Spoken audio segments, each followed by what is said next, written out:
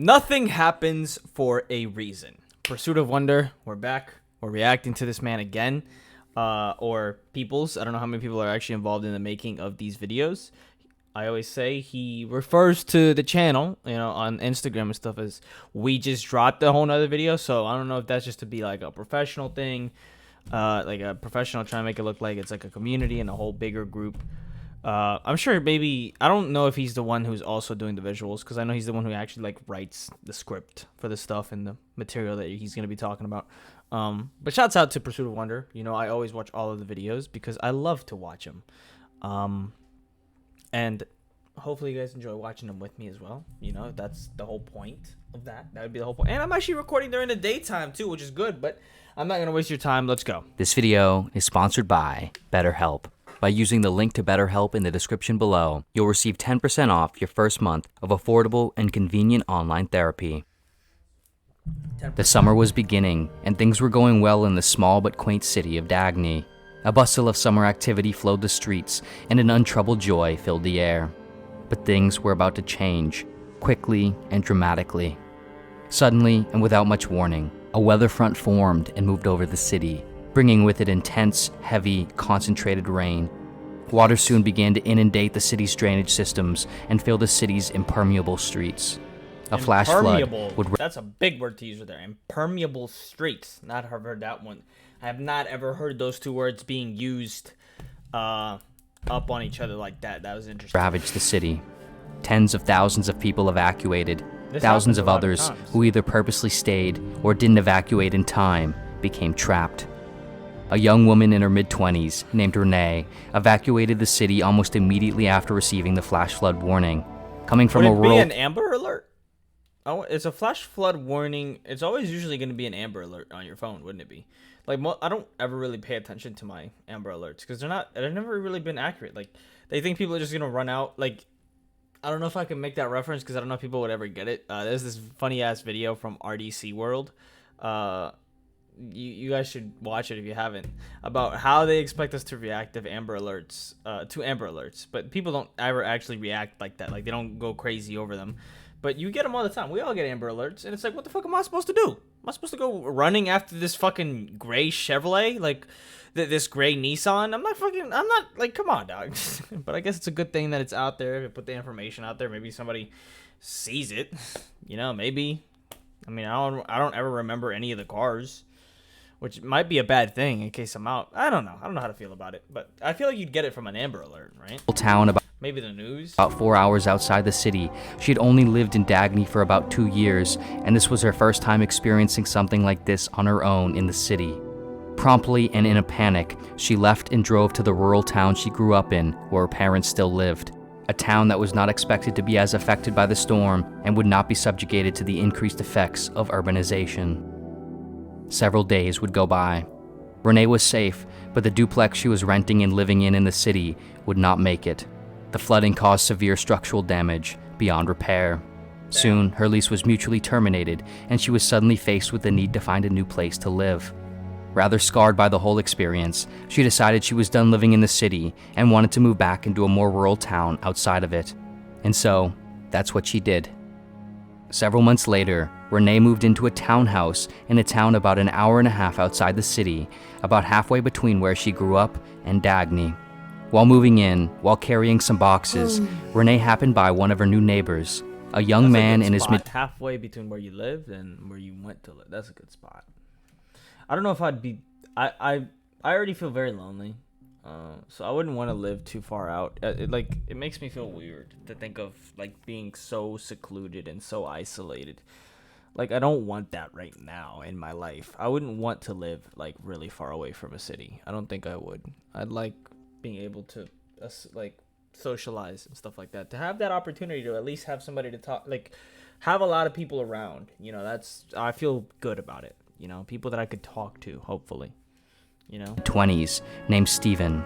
Steven noticed her moving in and... Not everybody. I talk about a specific type of people. Mainly people my age. People like in my generation, I guess. Not everybody is somebody that I necessarily really want to talk to. Introduced himself.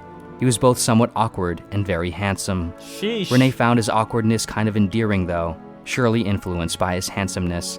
The two talked for a few minutes, and then Renee continued on about her day and finished moving in. Later that day, she found a note on her door. The note read, "If you ever need anything, feel free to reach out." And then underneath, there was a phone number and Steven's name. Sheesh. 2 days later, Renee decided to text Steven. making a move. She didn't need anything, but she kind of wanted him. They hit it off almost right away, That's right, in a way neither Steven. had ever felt or Let's go. experienced before. They seemed to almost automatically click, sharing similar senses of humor and ways of texting and thinking and so on. 2 months later, they were dating.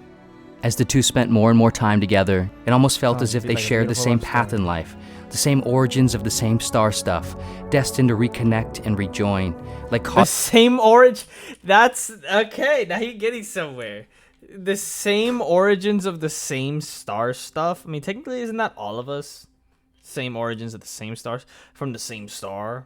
But is there supposed to be a connection there? That if it comes from a very specific supernova, like if it comes from a very specific star, like those chemical, like I mean not chemical, like those elements, yeah. But like, what? Same star. same origins of the same star stuff, destined to reconnect and rejoin, like That's how cosmic people arrangements see, of matter and energy, like fated to find its soulmates, way don't back they? to itself. Soon, they fell deeply in love. 2 years later, Never heard of something Renee like and that. Steven Same were star married. stuff. Renee's life was, for the first time in a long time, going extremely well. Her and Steven would form a life and relationship together that was the kind and quality that most people simply cannot and will not ever find in life.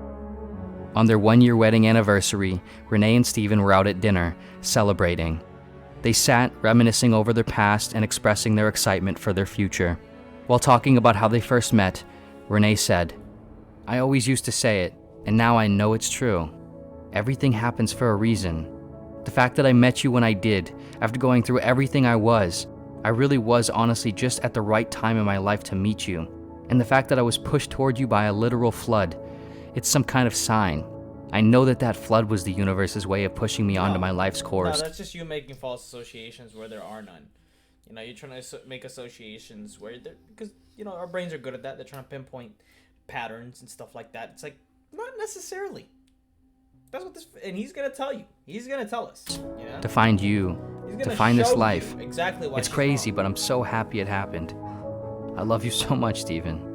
Renee's eyes watered and her face clenched with a soft, happy, sad smile. "I love you too, babe," Steven said as he reached out with his glass. The two toasted each other, both with watering eyes. Rewind about 3 years. Another individual affected by the flood was a 32-year-old single man named Gustavo. Okay, Unlike Gustavo. Renee, Gustavo didn't make it out of the city before the flood. He figured the flash flood warning, as it typically was in the past, was not something to be all that concerned about so long as he just what I stayed was put talking in his about. home. He had lived in Dagny for a while, and floods were quite common, and so he was relatively unfazed by the situation, assuming it would come and go in a day or so. He was, of course, wrong. As soon as Gustavo realized how serious the flooding was, it was too late. He was trapped. His home, which he had somewhat recently bought, suddenly began filling up with water as it flowed in from the doors and windows and spewed out through the vents. Items in his living room began floating as his home filled with water. While scrambling to try to rescue some of his important items, a large glass piece from his coffee table went rushing toward him, smashing into his ribs and slicing the left side of his abdomen. Dang. Gustavo remained stuck in his house for 3 days, injured, Gustavo's having it alone, rough. exposed to the floodwater, and soon to become ill. As the flood began to subside and the water in his home began to recede, he was reached by paramedics and rushed to the hospital. Gustavo Paramedics going out there in what ambulance? They got jet skis? They got like speedboat ambulance. That'd be sick during a flood, you know. They should have that. If you don't have that, you gotta have that. That's a good idea. Fucking like speedboat ambulance things. If the flooding is too bad for just a regular emergency vehicle to, you know, traverse, of course. Y'all seen them Florida videos during the hurricanes? Motherfuckers be popping out with the jet skis. You know, they don't give a fuck out there. and soon to become ill. As the flood began to subside and the water in his home began to recede, he was reached by paramedics and rushed to the hospital. Gustavo arrived at the hospital in rough shape. After running several tests, it was determined that he had a bad infection and a fractured rib. However, it was determined that he would be okay and make a full recovery from both. However, the news was not all good. Something else was very wrong. In an x-ray of his chest and ribs, it was noticed that Gustavo had something on his lungs, a tumor. Gustavo was a regular smoker, which was likely the cause of what was now being discovered as lung cancer. The tumor was still in its relatively early stages, but it appeared to likely be aggressive and quickly developing. The doctor told Gustavo that it would likely lead to bronchial obstruction or respiratory failure fairly soon if it went untreated. He told Gustavo that if they didn't catch it then, it would have likely been caught too late and led to his early death. Gustavo was scheduled for surgery 2 weeks later to remove the cancerous tissue before it was too late. Several months would go by. Gustavo was at a doctor's appointment. For the first No, that's so crazy. likely been Because I actually recently had to go to get my x-ray done for my lungs. And they found some shit in there, some like bronchitis type shit. I don't know, it wasn't necessarily that, but it was like, bacteria, virus, whatever the fuck, some type of stuff it could be. Not a smoker, of course. But they did find some shit in there. And so they gave me like steroids and antibiotics and stuff like that, which is kind of crazy. I just wanted to point that out ever since I saw that x-ray with the lungs things. The lungs is stuff to play is not something to play about. It's horrible when you can't breathe properly. Like having shortness of breath and stuff like that. Oh my god. You don't know how much you appreciate something until you don't fucking have it, man. I see people that smoke all the time and I just want to slap the shit out of you. Like if you're harming your lungs and you don't give a fuck, come on, man. Look at me. I don't even smoke and I'm over here struggling. Fuck. caught too late and led to his early death. Gustavo was scheduled for surgery 2 weeks later to remove the cancerous tissue before it was too late. Several months would go by. Gustavo was at a doctor's appointment. For the first time since the flood, he was receiving a clean bill of health. The surgery was a success, ultimately saving and renewing his life. He was no longer smoking, and he was living his life normally and vibrantly. To celebrate the news, Gustavo's family threw a small party for him at his favorite restaurant. After the drinks were passed out, his family playfully pressured Gustavo into making a little speech. He was a bashful man and was a bit nervous, but the emotions and intensity of his recent situation allowed him to tap into an eloquent, poignant part of himself that he rarely expressed. Holding up a glass of champagne, Gustavo said, "You know, when I was sitting in my attic, and my entire house was filled with water, I was bleeding and I felt sick, didn't know what was going to happen, and I thought I was going to die. At some point, I remember thinking to myself, why me? I prayed and I asked God. I asked him to save me, to make sure I would be okay. I begged him, but as time passed and things got worse, I wondered why he wasn't answering my prayers, why he was doing this to me. I wondered to myself what I had done wrong. I asked him for forgiveness and for mercy and everything, but now I see. He was there all along. He was saving me. He was answering my prayers. I just didn't know it yet. God has a plan for us all, and everything happens for a reason. You just have to wait and trust in it." Gustavo paused for a brief moment and raised his now sunken glass back up. Everything happens for a reason, you just have to wait and trust in it? No. Thank you all for being here with me today to celebrate. To family, good health, and faith in God. Cheers. The crowd, covered with soft smiles, raised their glasses and let out a soft, earnest, synchronized cheers. About 3 streets away, at a different restaurant, another person who was deeply affected by the flood was also out at dinner. It was a young woman in her 20s named Alethea. She was getting together with a few friends from high school whom she hadn't seen recently and only kept in occasional loose contact with. Alethea lived and worked outside the city. Alethea. She was physically... That's extra as fuck. Just name her Alicia. Name her Alicia. I don't fucking know. Just don't name her Alethea. That's a fucking tongue... Alethea. Just do Alicia. Much more simple that way. Much better. No offense to the Aletheas out there. Okay? No offense. It's obviously a beautiful name. I just think... Fine, she was healthy, her house was fine, her job was fine, but the flood devastated her life. Her older brother Aaron, who lived in the city, like Gustavo, didn't evacuate in time. Unlike Gustavo, Aaron tried to get out after the flooding had started. While trying to drive out, his car was washed off the road into a flooded culvert. He suffered a head injury in the process. He would not make it out alive. Alethea was extremely close with her brother. Their father passed away when they were younger, and they had been there for each other and bonded during and following that loss, and everything else they had been through since. Now the void of her brother also weighed heavy in her head every day. It's strange, she thought, how the void of something can weigh so much more than its presence. He? It's strange, she thought, She. how the void of Okay. something can weigh so much more than its presence. Yes. About halfway into the dinner with her friends, Damn. one Hold can on. weigh so How the void of something can weigh so much more than its presence. Yeah. Yeah. Yeah. Because we have a bias towards negativity. But not only that, I don't think it's just a bias towards negativity there. It's like you really come to understand how much you took something for granted. Something that you just didn't know you probably didn't want to live without. Something you didn't know you were supposed to be so grateful to have. But you could never know how grateful you really could have been. You wouldn't have known how grateful you should have been unless if you don't have it anymore.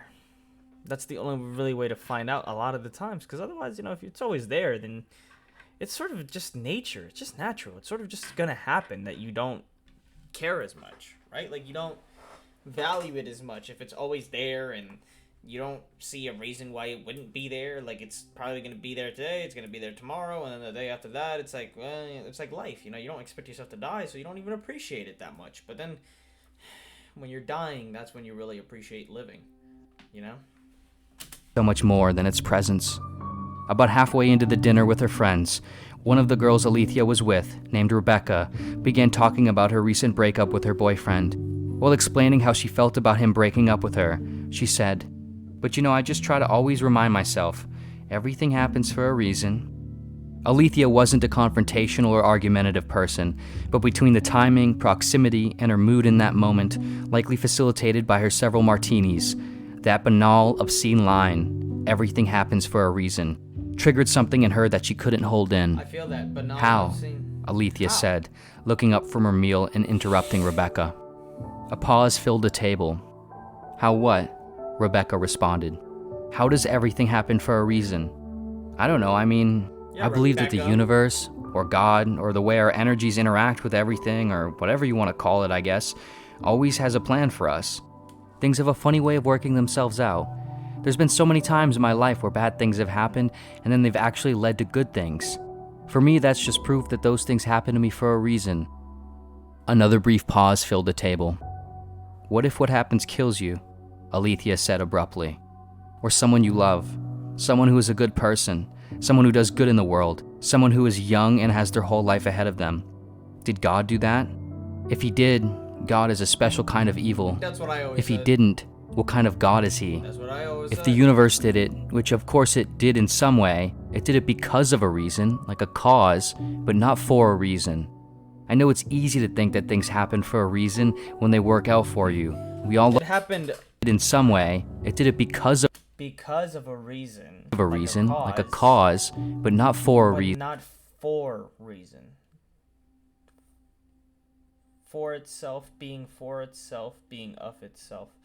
Okay, I guess. I know it's easy to think that things happen for a reason when they work out for you. We all love the comfort that someone or something is looking out for us and is making sure we are okay. That's what I always But tell for every event that people claim happened for a reason, a good reason, there are innumerable other people affected by the exact same event who aren't okay and wouldn't say it happened for a good reason, because there's no one left to say anything at all.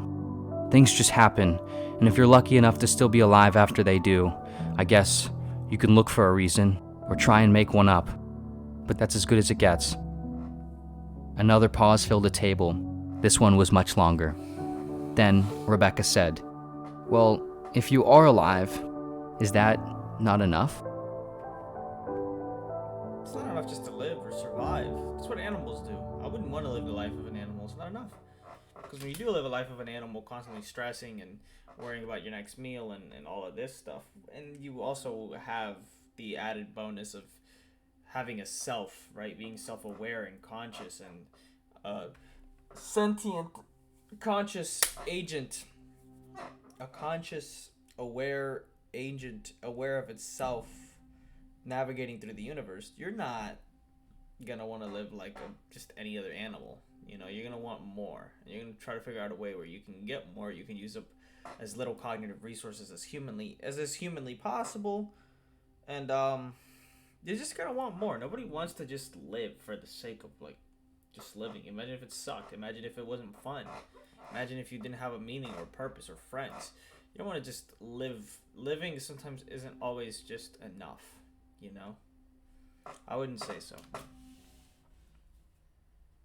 Thank you so much for watching. This video was sponsored by BetterHelp. Okay. It is truly an accomplishment in and of itself to stay. Let me know what you guys think. Do you guys think everything happens for a reason? Do you think it doesn't happen for a reason? Do you think maybe it depends? It fluctuates. But then if you do say that, then it just kind of seems like you're just, cherry picking. Like you're just like, oh, well, I like that this happened. This turned out well for me, so I'm just gonna associate that with being the universe's plan for me, or it all having some sort of divine purpose, or fucking, I don't know, some end goal or something that it wants to get to that maybe I can conceive of. Like, likelihood is that it's not how that works, but let me know what you guys think. I don't know either or. I'd likely say nothing really happens for a reason, because of the definition of the word no, it wouldn't make any sense. But I'll catch you guys in the next one. Hopefully you guys enjoyed that. Subscribe if you did, and or if you're new, you did. If you made it to the end, you're the GOAT. Appreciate you, and see you in the next one.